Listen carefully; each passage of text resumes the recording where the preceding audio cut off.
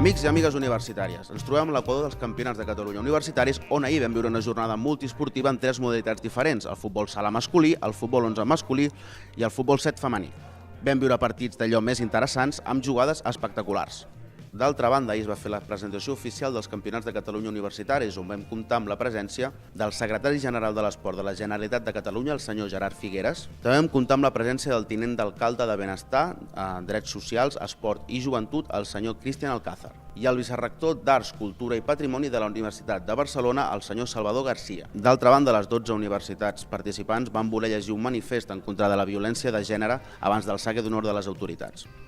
Recordeu que si voleu fer un seguiment dels Campionats de Catalunya universitaris ho podeu fer a les nostres xarxes socials o al nostre lloc web.